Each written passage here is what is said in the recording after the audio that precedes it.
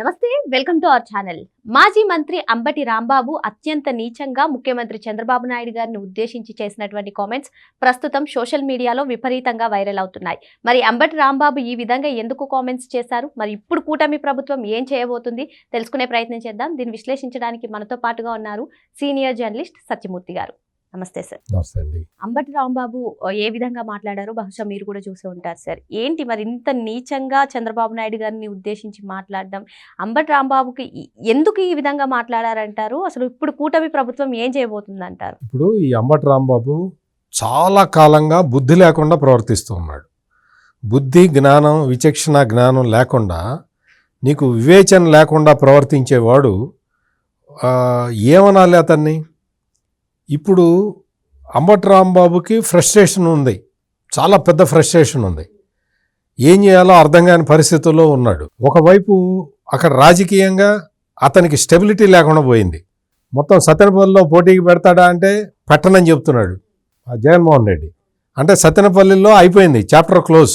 ఒరిజినల్గా అంబటి రాంబాబు రేపల్ల కాన్స్టిట్యున్సీకి సంబంధించిన వ్యక్తి. సో రేపల్ల కాన్స్టిట్యున్సీలో పోటీ చేస్తాను, నాకు ఇవ్వండి, అవకాశం ఇవ్వండి అని అడుగుతున్నాడు. ఆ రేపల్ల కాన్స్టిట్యున్సీకి విడుదల రజనీని పంపిస్తున్నారు. అంటే ఇతను ఎక్కడి నుంచి పోటీ చేయాలి, ఎక్కడి నుంచి పోటీ చేస్తాడు?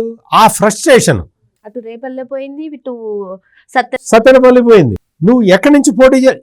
వాస్తవంగా ఈ ఫ్రస్ట్రేషన్ లో ఈ రోజున చంద్రబాబు నాయుడిని అన్న మాటలు అంబటి రాంబాబు జగన్మోహన్ రెడ్డిని అంటున్నాడు. మనసులో జగన్మోహన్ రెడ్డిని దృష్టిలో పెట్టుకుని అంటున్నాడు. జగన్ ని డైరెక్ట్ గా అనలేక చంద్రబాబు నాయుడు అంటున్నాడు. ఇతని కోపం అంతా, ఇతని అక్కసంతా కూడా ఈ రోజున జగన్మోహన్ రెడ్డి తనకు చేస్తున్న అన్యాయం మీద ఉన్నది. ఈ అంబటి రాంబాబుకి అంటే అందుకనే నేనంది, వివేచన జ్ఞానం అంటే మనిషికే ఉంటుంది, పశువుకు వివేచన జ్ఞానం ఉండదు. వివేచన జ్ఞానం లేని మనిషి పశువుతో సమానం. నువ్వు ఏమి రాజకీయ నాయకుడురా నువ్వు అంబటి రాంబాబు? నువ్వేంటి, నీ బతుకేంటి? ఒక్కసారి రేపల్లెలో ఎమ్మెల్యే అయిన తర్వాత మధ్యలో 30 ఏళ్ళ ఎమ్మెల్యే కాల నిన్ను, నీ గురించి ప్రజలందరూ కూడా చీ అని ఉమ్మేశారు. ఆ తర్వాత వచ్చి ఏదో గాలిలో గెలిచావు సత్తెనపల్లిలో. ఆ తర్వాత ఏమైంది? నీ పరిస్థితి ఏమైంది? రాజకీయాల్లో అసహనం పనికిరాదు, సహనంగా ఉండాలి. అటువంటి సహనం కోల్పోయిన వాడిని మనిషి అనరు. నువ్వు ఈ రోజున మాట్లాడిన మాటలు ఇమ్మీడియట్ గా police must arrest that fellow. అతను అరెస్ట్ చేయాల్సిందే. ఇప్పుడు పోలీసులు సుమోటోగా కేసు తీసుకోవచ్చు కదా సార్? ముఖ్యమంత్రి గారిని ఉద్దేశించి ఇటువంటి కామెంట్స్ చేసినప్పుడు సుమోటోగా కేసు నమోదు చేసుకుని అరెస్ట్ చేసే అవకాశాలు ఉన్నాయి. పోలీసులు సుమోటోగా కేసు తీసుకుంటారా లేదా అనేది అది ఇప్పుడే మనం అనుకోవటం ఇది. కానీ ఇప్పుడు తెలుగుదేశం పార్టీ వాళ్ళు ఖచ్చితంగా కేసు ఫైల్ చేస్తారు. ఈ అంబటి రాంబాబు మీద ఇప్పటికే దాదాపుగా 16 కేసులు ఉన్నాయి. పోలీస్ స్టేషన్ల మీద దాడులు చేసిన కేసులు ఉన్నాయి. పోలీసుల్ని విధి నిర్వహణ అడ్డుకున్న కేసులు ఉన్నాయి. మనం చాలా సార్లు చూసాం. ఇతను ఆ జగన్మోహన్ రెడ్డి పల్నాడు జిల్లాకి వెళ్ళినప్పుడు బ్యారికేడ్లు తోసుకుంటూ వెళ్లిన కేసు ఉన్నది. ఇటువంటి కేసులన్నిటిలో కూడా అంబటి రాంబాబుని ఇప్పటి వరకు అరెస్ట్ చేయకుండా గుంటూరు పోలీసులు ఏం చేస్తున్నారని నేను అడుగుతూ ఉన్నా. ఎందుకు 16 కేసులు ఉన్నాయి అంబటి రాంబాబు మీద? పోలీస్ స్టేషన్కి వెళ్ళి ధర్నా చేశాడు. పోలీస్ స్టేషన్ లోపలికి పోలీసులు వెళ్లకుండా అడ్డుకున్నాడు. ఎందుకు అరెస్ట్ చేయట్లేదు? ఇంకా ఇది నా సూటి ప్రశ్న. మీరు అరెస్ట్ చేయకుండా, మీరు పోలీసులు కూడా ఆంధ్రప్రదేశ్ లో ఉన్న పోలీసులు ఏమనుకుంటున్నారంటే మన దాకా వస్తే చూసుకుందాంలే అనుకుంటున్నారు. నేను చాలా చోట్ల చాలా కేసులు అబ్జర్వ్ చేసి నేను ఈ కామెంట్ చేస్తున్నా. మీ ఎవ్వరికి కూడా గతంలో ఓ సింగిల్ విండో వ్యవస్థ ఉండేది జగన్మోహన్ రెడ్డి టైంలో. అక్కడి నుంచి ఇన్స్ట్రక్షన్స్ వచ్చేవి, నువ్వు ఎఫ్ఐఆర్ బుక్ చేయాలా అక్కర్లేదా అనేది. మొత్తం అక్కడ కూర్చొని తాడేపల్లి ప్యాలెస్ నుంచి ఇన్స్ట్రక్షన్స్ వచ్చేవి. ఈ రోజున ఆ వ్యవస్థ లేదు. పోలీసులకి స్వేచ్ఛ ఉన్నది కేసులు పెట్టడానికి, అరెస్టులు చేయటానికి. వాడు ఎవడైనా సరే, ఏ పార్టీకి ఎవడు చూడటం లేదు. నేరం జరిగితే అరెస్ట్ చేసే ఒక ఫ్రీ హ్యాండ్ని పోలీసులకి ఇస్తే ఈ ప్రభుత్వం, పోలీసులు ఏం చేయాలి? వాళ్ళకి ఇచ్చిన స్వేచ్ఛ స్వాతంత్రాలని కాపాడుకోవడానికి వాళ్ళు ప్రయత్నం చేయాలి.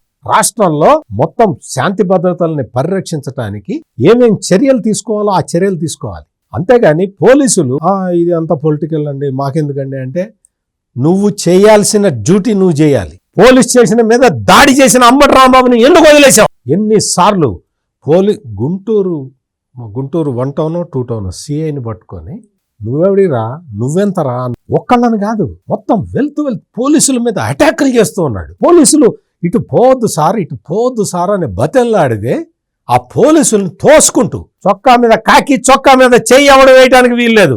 అటువంటిది ఈ అంబటి రాంబాబు తోసుకుంటూ పోలీసులను తోసుకుంటూ వాళ్ళ కాకి చొక్కా మీద చెయ్యి వేసుకొని తోసుకుంటూ పోతే ఎందుకు అరెస్ట్ చేయలేదు ఇప్పటి వరకు? 1 కాదు 2 కాదు 16 కేసులు అంబటి రాంబాబు మీద పెండింగ్ ఉంటే మీకు ఎవరన్నా చెప్పాలా? మీకు ఎవరన్నా తీసుకొచ్చి ఎవరన్నా మీకు చెబితే గాని మీరు పనిచేయరా?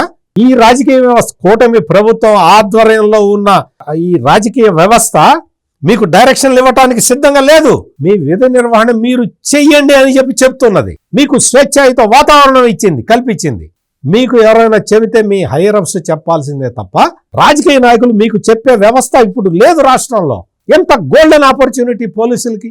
అరెస్ట్ చేయండి.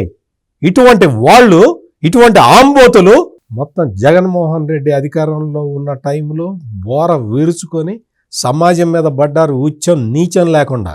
ఆ రోజున ప్రజలు విలవిల్లాడిపోయారు. ఈ రోజు అధికారం పోయింది కదా అని ప్రజలందరూ వాళ్ళ సంతోషపడుతూ ఉన్నారు. చిన్న చిన్న వ్యాపారులు ఇదే అంబటి రాంబాబుకి చెప్తున్నా, అంబటి రాంబాబు నీ గుంటూరులో నువ్వు చూసిరాపో, వ్యాపారులు ఎంత సంతోషంగా ఉన్నారో ఒక్కసారి చూసిరాపో. నీ కేబుల్ టీవీ కూడా నడుస్తూనే ఉంది కదా, నీకు ఆపారా ఎవరన్నా? నీకు అంతా ముందరేమైంది? నీ జగన్మోహన్ రెడ్డి టైంలోనే నీ కేబుల్ టీవీ నీకు ఆపడానికి ప్రయత్నం చేశారు. నువ్వు వెళ్ళి పెద్ద మగవాడిని అంటావు, పెద్ద గొప్పవాడిని అంటావు, నువ్వు వెళ్ళి బతిలు ఆడుకుంటూ వదిలేశారు కప్పం కట్టుకుంటూ కూర్చుంటే. ఈ అంబటి రాంబాబు ఇతని నోటికి తాళం వేయకపోతే నేను చెప్తున్నా, ఖచ్చితంగా పోలీసులు అరెస్ట్ చేస్తారు. నాకు తెలిసినంత వరకు అరెస్ట్ చేస్తారు. న్యాయ వ్యవస్థను కూడా నేను రిక్వెస్ట్ చేస్తున్నా, ఇటువంటి అచ్చోసిన ఆంబోతుల్ని, రాజకీయ ముసుగులో ఉన్న నేరస్తుల్ని, వీళ్ళకి మాత్రం మీరు బెయిల్ ఇవ్వటానికి వీలు లేదండి. మీరు న్యాయ సూత్రాలన్నీ మీరు మళ్ళీ క్షుణ్ణంగా అబ్జర్వ్ చేయండి.